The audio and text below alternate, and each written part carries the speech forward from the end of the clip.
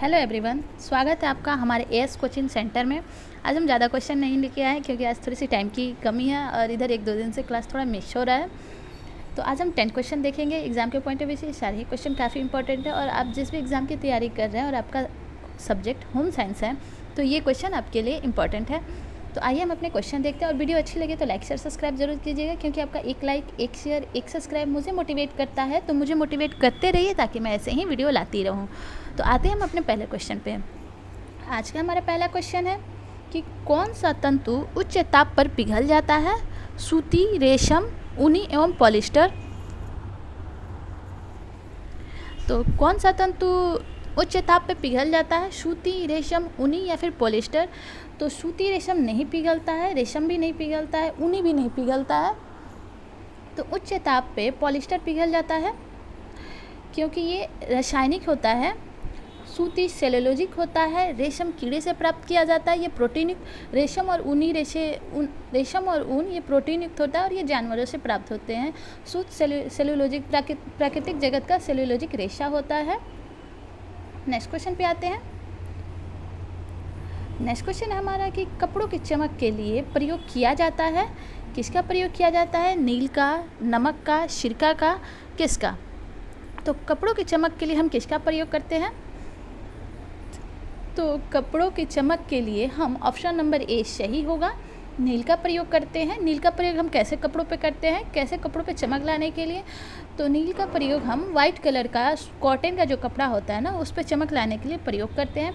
कई बार ऐसा होता है कि वाइट कलर के कपड़े पे कुछ ऐसे धब्बे लग जाते हैं जो छूटते नहीं हैं, तो ऐसे धब्बों को छुटाने के लिए भी हम नील का इस्तेमाल करते हैं। आते हैं हम नेक्स्ट क्वेश्चन पे। नेक्स्ट क्वेश्चन है हमारा कि सिरके के प्रयोग करने से कपड़े में आ जाती है मजबूती, चमक, सफाई या फिर सफ़ेदी। तो सिरके के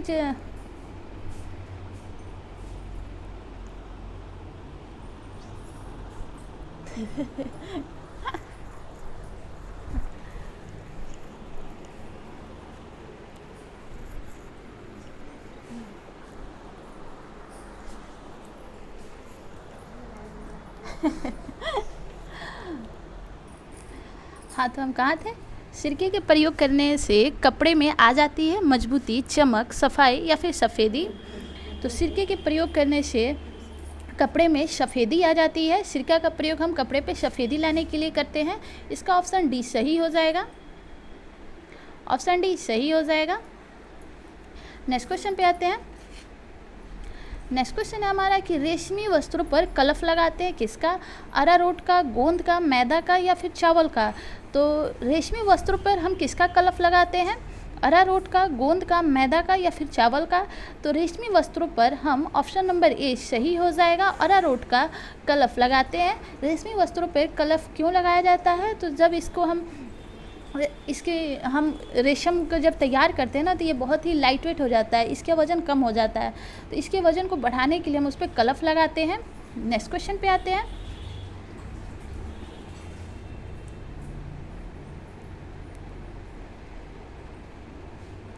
नेक्स्ट क्वेश्चन है कि कौन सा तंतु उच्च ताप पर पिघल जाता? अरे ये तो फिर से रिपीट हो गया है, फिर भी मैं एक बार देख लेते हैं। कौन सा तंतु उच्च ताप पर पिघल जाता है? तो ऑप्शन डी पॉलिस्टर हो जाएगा। नेक्स्ट क्वेश्चन पे आते हैं। कपड़ों की चमक के लिए प्रयोग किया जाता है तो किसका प्रयोग किया जाता है? तो नील का प्रयोग किया जाता है। नील का प्रयोग हम सफ़ेद कपड़ों पे चमक लाने के लिए करते हैं एंड दाग धब्बा छिपाने के लिए भी करते हैं। सिरके का प्रयोग हम कपड़े पे सफ़ेदी लाने के लिए करते हैं। ऑप्शन डी सही हो जाएगा। नेक्स्ट क्वेश्चन पे आते हैं।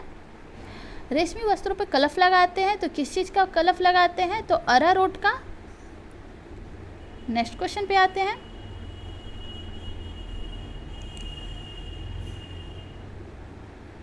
नेक्स्ट क्वेश्चन है हमारा कि सामान्यतः कलफ किन वस्त्रों पर लगाया जाता है? रेशमी, सूती, ऊनी एवं रेयॉन। तो कलफ किन वस्त्रों पर लगाया जाता है? तो कलफ सामान्यतः रेशमी एवं सूती कपड़ों पर लगाया जाता है।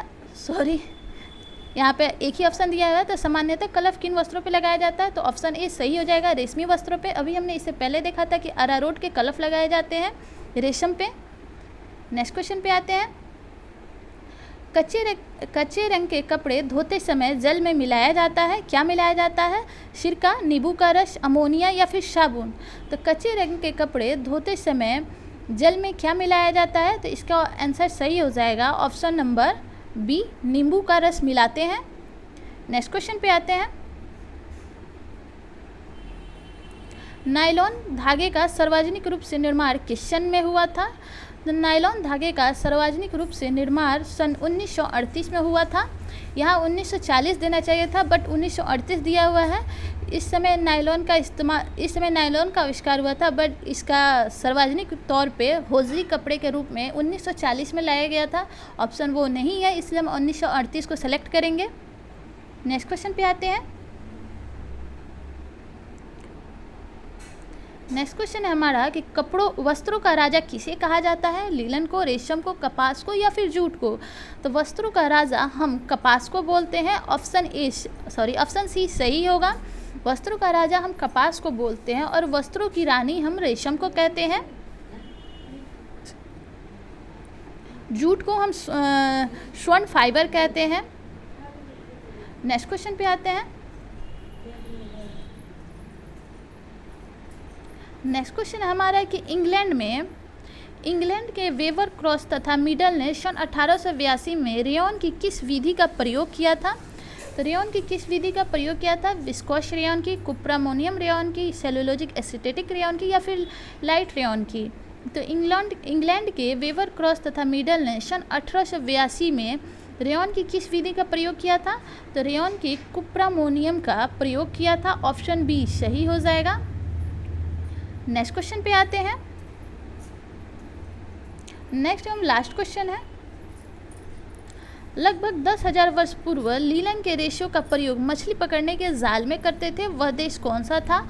यूरोप, अमेरिका, मिस्र या फिर भारत? तो लगभग 10,000 वर्ष पूर्व लीलन के रेशे का प्रयोग मछली पकड़ने के लिए जाल के रूप में करते थे। वह मिस्र था। मिस्र में लीलन के बने